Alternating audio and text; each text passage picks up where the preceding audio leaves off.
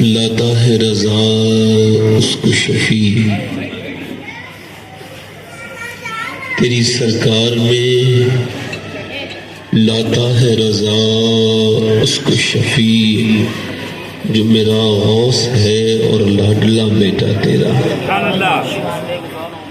محبت کے ساتھ بارگاہ رسالت میں درود پاک کا نذرانہ عقیدت پیش کریں۔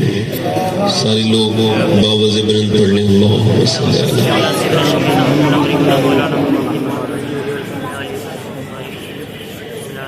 بعد ہم درود لائق احترام واجب التعظیم میرے امام کی زینت ممبر شریف پر تشریف فرما معزز علماء اہل سنت، معزز شعراء، سامعین اور پردہ نشین سامعات، السلام علیکم ورحمۃ اللہ تعالی وبرکاتہ۔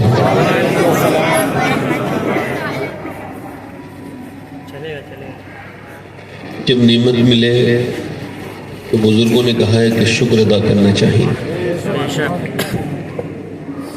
جب آپ کسی محفل میں آیا کریں، حضور کی محفل میں، تو سننے سے پہلے شکر ادا کیا کریں، اے اللہ تو نے آج رات میں مجھے اپنے محبوب کی محفل میں بیٹھنے کی سعادت عطا کی۔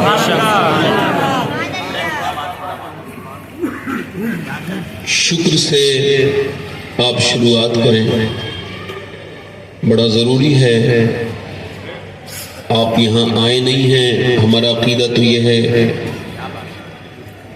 سیدنا شیخ محی الدین عبد القادر جیلانی غوث العظم ارشاد فرماتے ہیں، میرا نام عبد القادر ہے اور کوئی میرا نام تب تک نہیں لیتا جب تک میری مرضی نہیں ہوتی ہے۔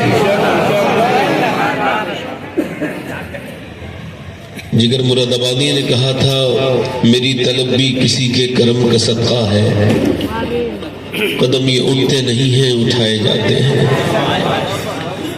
حضور نے آپ کو اپنی محفل میں بلایا ہے، علماء نے لکھا ہے ایسا کبھی نہیں ہوا کہ کوئی سچی نیت سے ذکر رسول میں آیا ہو اور اللہ نے اسے پھر خالی ہاتھ میں بھیجا ہو۔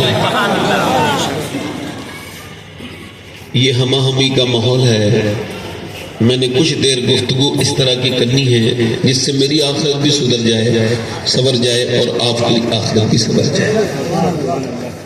ادھر علماء اکرام تشریف رکھتے ہیں، میں تو آپ سب کا بھی خادم ہوں، یہ تو ویسے بھی بڑے ہیں۔ جب میں آیا تو میرے آنے پر نعرہ لگا، میرے دل کو اس سے بہت تکلیف ہوتی ہے۔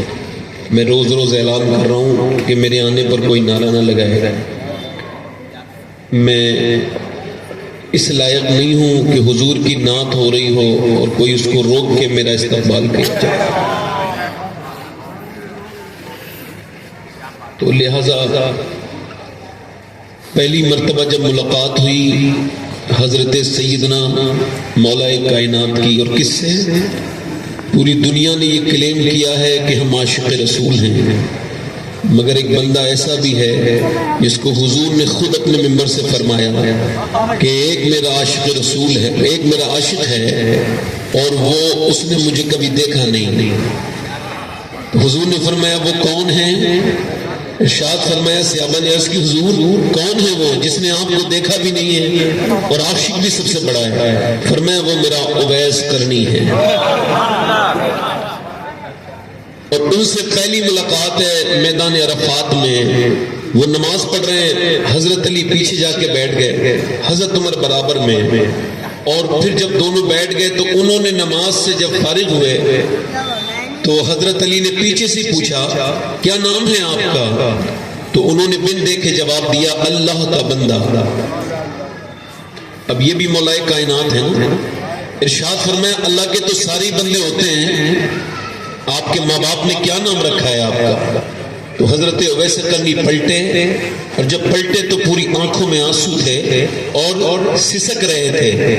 علی سے پہلی ملاقات تھی مگر پہچان لیا، پلٹ کے دیکھا اور کہا اے علی، اللہ اگر مجھے بخش دے تو میرا نام اویس کرنی ہے، اور اگر میں نہ بخشا جاؤں تو پھر میرا کیا نام ہے؟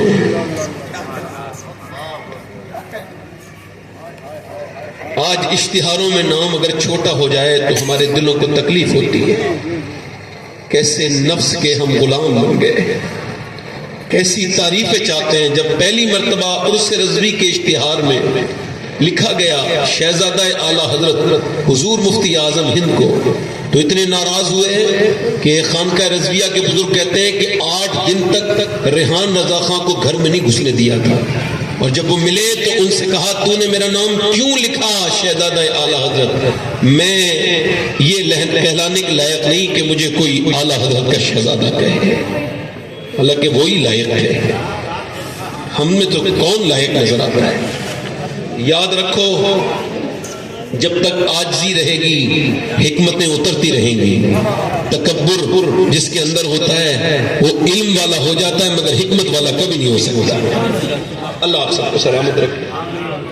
ویسے آپ لوگ سبحان اللہ بڑا کہہ رہے تھے, ابھی یہ فیصل بھائی پڑھ رہے تھے تو سبحان اللہ کہنے سے ہمارے علاقے میں 90 نیکیاں ملتی ہیں. آپ کے یہاں بھی ملتی نہیں ملتی ہیں؟ ذرا بتائیں آپ کے یہاں ملتی ہیں؟ ذرا زور سے بولے سبحان اللہ. اچھا ویسے ماں باپ بھی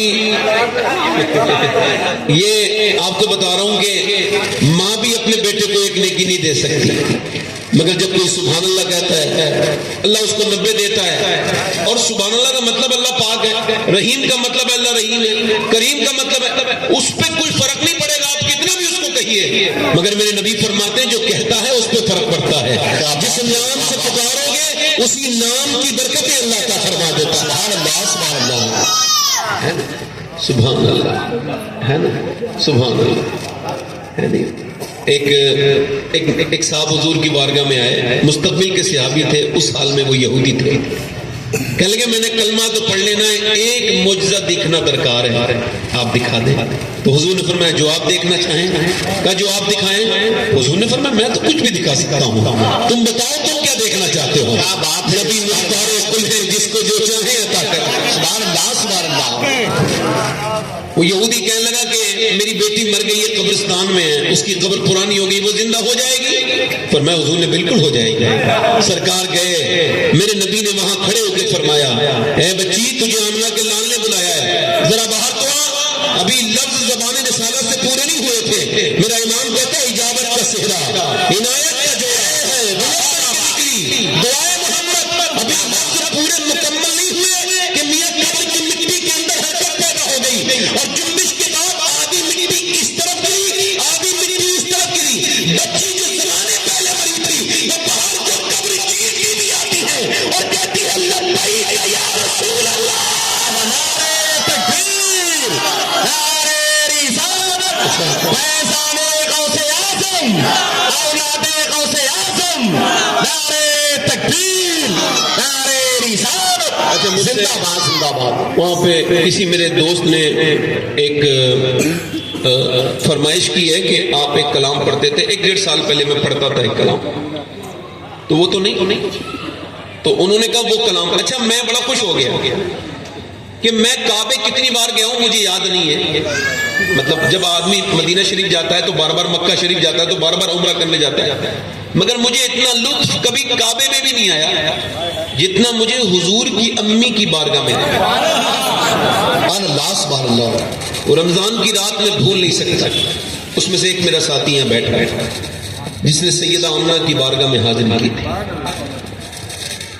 مجھے حضور کا بار بار بچپن یاد آتا تھا.